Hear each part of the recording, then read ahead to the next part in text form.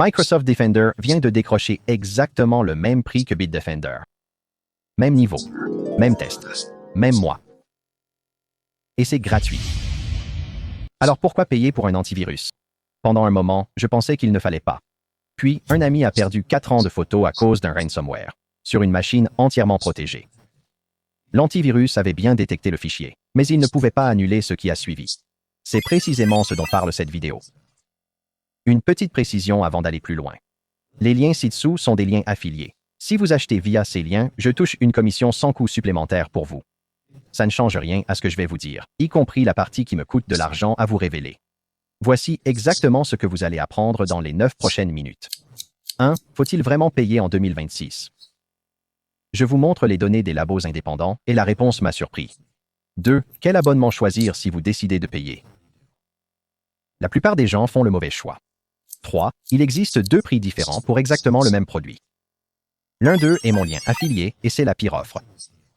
Personne d'autre ne vous dira ça. Commençons par la partie qui dérange. AV Comparative propose l'un des tests consommateurs les plus exigeants du secteur. De vraies URL malveillantes sur des machines Windows entièrement à jour. Pas des échantillons dans un dossier. De vraies menaces, telles que vous les rencontreriez. Seule une poignée de produits obtient leur récompense suprême. Bitdefender figure sur cette liste. Tout comme Microsoft Defender. Celui déjà installé sur votre machine. Celui que vous ne payez pas. Dans ce test, Bitdefender a bloqué 99,5%. Microsoft Defender en a bloqué 99,0%. Un demi-point de pourcentage, même test, même mois. Alors laissez-moi dire ce qu'une vidéo affiliée n'est pas censée dire. Si vous voulez juste détecter les malwares, Windows Defender est vraiment bon maintenant. Vous n'avez pas besoin de dépenser de l'argent pour ça seul. Mais la détection n'a jamais été tout le travail. Pensez à ce qui se passe réellement lors d'une attaque. La détection, c'est le moment où votre antivirus remarque que quelque chose cloche. C'est tout. C'est le seul et unique travail. Posez-vous maintenant 2 questions. Si un truc passe à 2 heures du matin et chiffre vos documents, qu'est-ce qui récupère ces fichiers? Et quand vous tapez votre mot de passe bancaire, qu'est-ce qui empêche un keylogger déjà présent de le lire? Un antivirus gratuit n'a de réponse à aucune des 2. Windows a bien une section anti-rançongiciel qui propose une sauvegarde OneDrive. Ça ne vous aide que si vous l'activez avant l'incident. Ce n'est pas une critique. Il n'a jamais été conçu pour faire plus. Voilà ce qui comble ce vide. D'abord, la remédiation anti-rançongiciel. Il garde des copies vivantes de vos fichiers pendant l'attaque, puis les restaure. La détection a échoué, mais vous récupérez vos photos.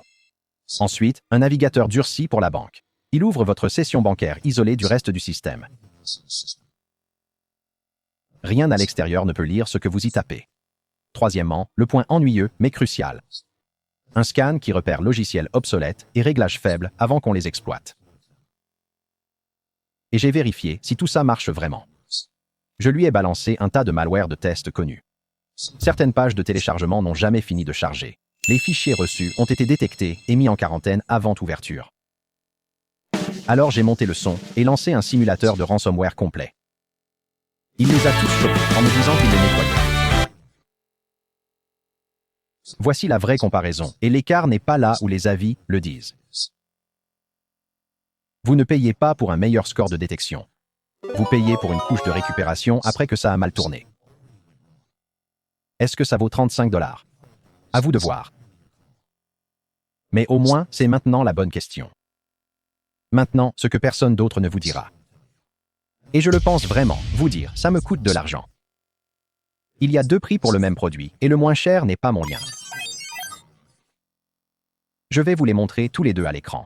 Voici Total Security sur le site officiel de Bitdefender.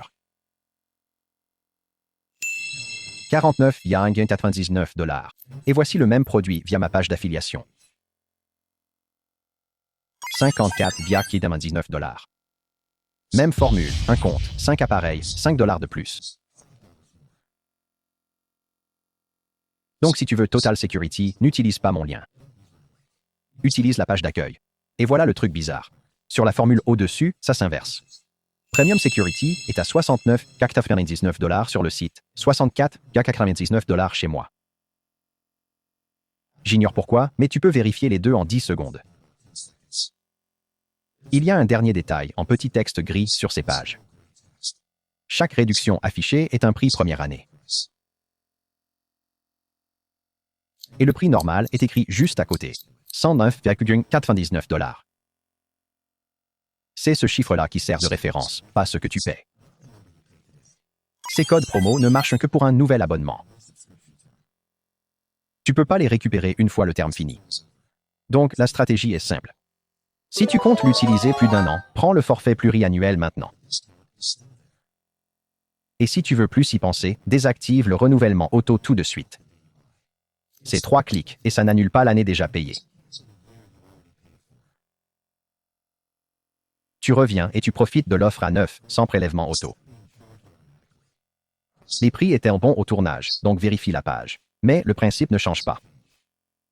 Alors, lequel acheter vraiment? Il y en a 3, et l'écart est plus petit qu'il n'y paraît. Antivirus Plus, c'est le moteur sur 3 appareils. Total Security, même moteur sur 5 appareils, plus les outils de récupération vue. Pour la plupart des foyers, c'est le bon niveau. Premium Security, c'est Total Security plus un VPN illimité. Et ça m'amène au point promis.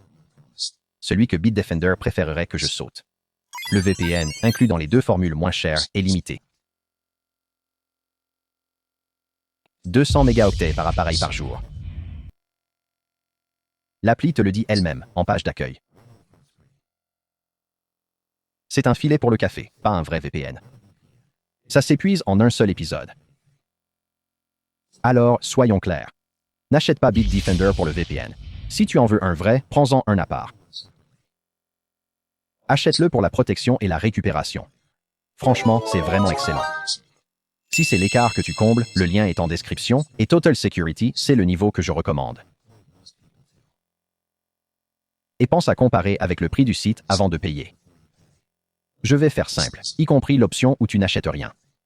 Reste gratuit si c'est un seul PC, tu installes peu, et tu ne fais pas de banque dessus. Et si tes fichiers sont déjà sauvegardés ailleurs, t'es couvert. Vraiment, garde ton argent. Paye si t'as plein d'appareils, tu télécharges, ou tu fais ta banque dessus. Ou si les fichiers dessus sont tout simplement irremplaçables. Voilà toute la décision, et ça n'a rien à voir avec les scores de détection. Donc les 3 réponses. Faut-il payer? Seulement si tu veux la récupération, pas juste la détection. Quel niveau?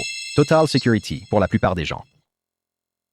Et les deux prix? Les revoici une dernière fois. Pour Total Security, le site est 5 $ moins cher que mon lien. Je préfère que tu payes 5 $ de moins plutôt que tu le découvres seul. Et peu importe lequel vous prenez, la réduction ne s'applique qu'au premier terme. C'est verrouillé dès l'abonnement, donc le terme le plus long, c'est là qu'est la vraie économie.